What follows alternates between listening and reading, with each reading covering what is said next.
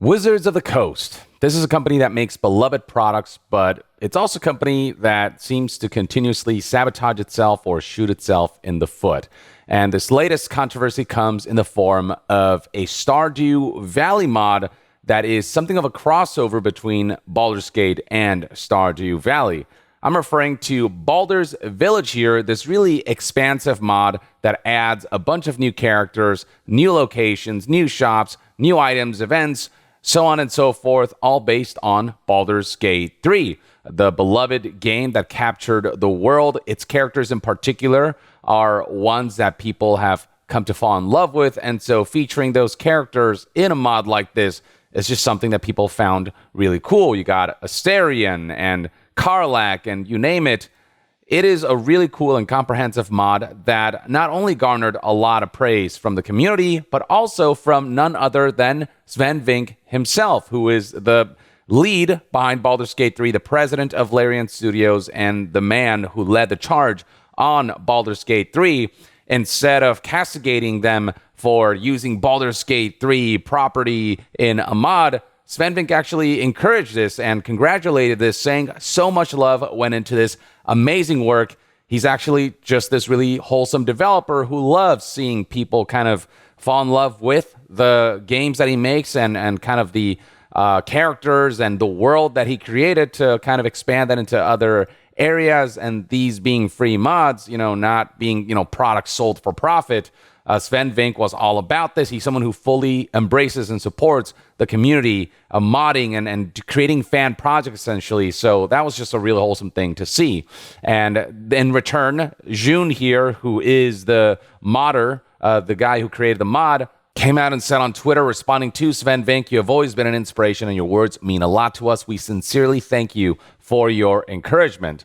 So everything seemed very wholesome up until, of course, Wizards of the Coast had to come in and poop on the party. On March 31st, 2025, we began to see reports that the mod has been DMCA'd by none other than Wizards of the Coast, and the backlash that they garnered from that was pretty widespread. This is nothing new for game publishers. Oftentimes, while ground floor developers encourage people to mod and to kind of create fan creations, a lot of publishers just have this very stingy and strict sense of ownership over the products to the point where they don't allow fans to kind of express that love through their own creations, even though those kinds of things actually spread word about the projects and it actually benefits everyone ultimately. While yes, this is something that they're legally allowed to do as the IP owners, it doesn't change the fact that it's just an extremely bad look that only hurts themselves, as well as the ability for the brand name of their products to spread to a wider audience. It's just all woefully detrimental and incredibly short-sighted.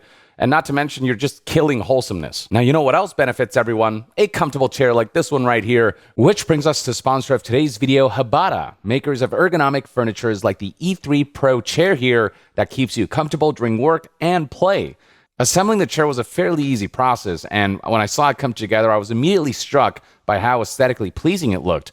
Whether it's for home, for office, for gaming, it just aesthetically fits in just about any room you put it in. But what really makes this chair shine is how adjustable every component is. The backrest can be slid up and down as well as reclined. The headrest is fully adjustable in height, angle, and length. The seat can be moved forward and backwards. The lumbar support can be moved up and down and extended and retracted, as well as featuring wings that can be tilted for waist support. The armrest can be raised or lowered, rotated, and even tilted for better comfort when holding a device like a controller. And then there is the footrest, which combined with the reclining function makes for a very comfortable resting position.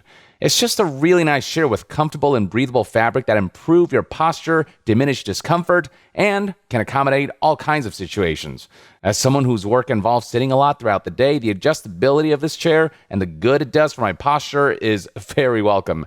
And when I just want to kick back, relax, and play some games, the chair offers features to make that a great experience as well. So if you're in the market for a new chair or know somebody who you can gift a chair to who will appreciate comfortable, flexible chairs like this, I would genuinely give Hbada a look. It might just be what you're looking for, and you can get yours by using my link in the description and comment section below. So yeah, we started to see reports that the mod is getting DMCA'd. This was reported by PC Gamer and numerous other outlets. This became a pretty big deal. Games Radar here reported that the Baldur's Gate 3 themed Stardew Valley mod that Larian boss Vincke called Amazing gets DMCA'd by D&D publisher Wizards of the Coast.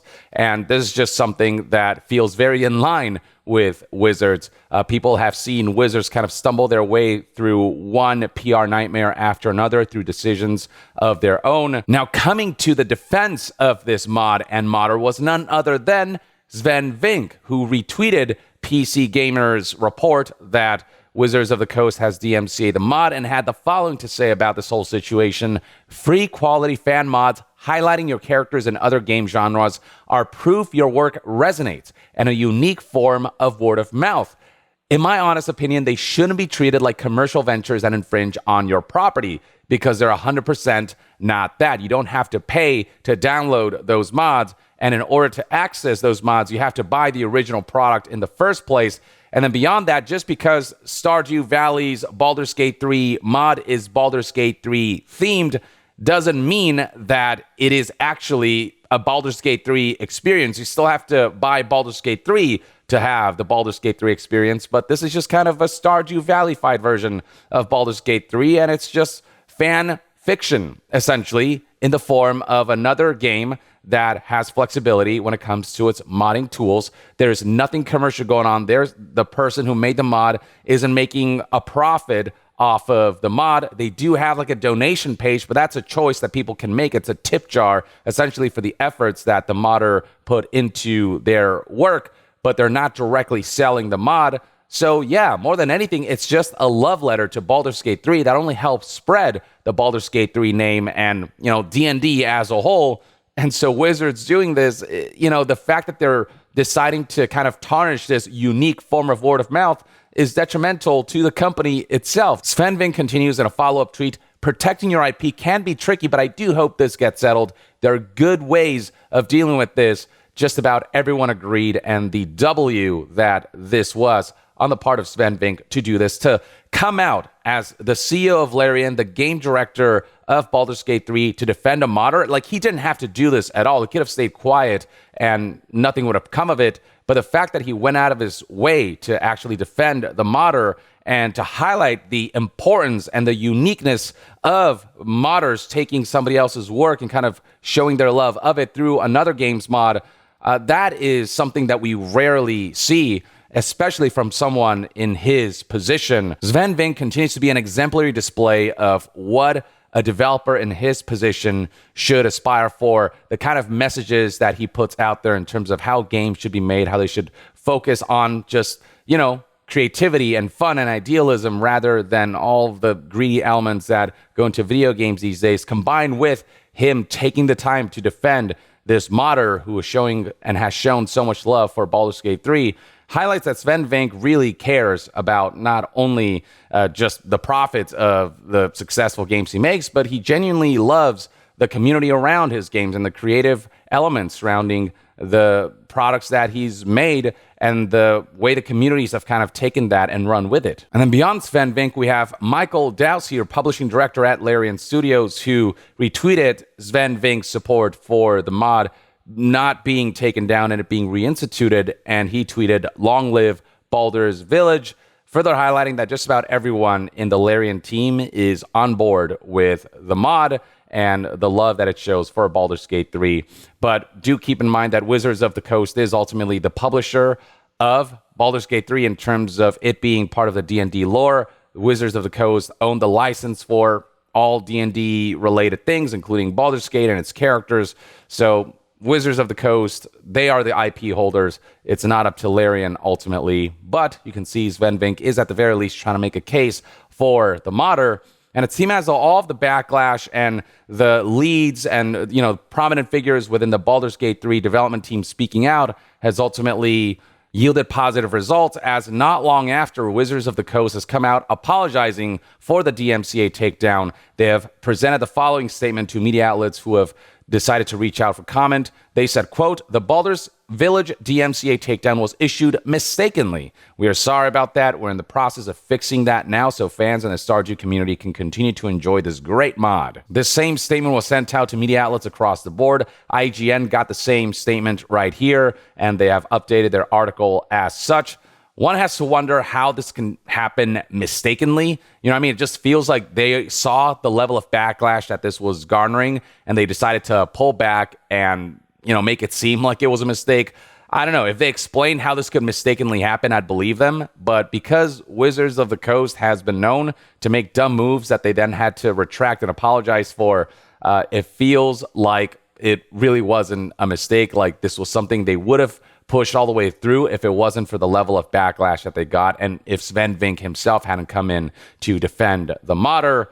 Or, who knows, though. On the other hand, maybe some rogue employee within Wizards of the Coast thought that this was not acceptable for the company and they were just doing their job in the way they thought it should be done. And then the higher-ups came in and said, no, this stuff's fine. Maybe.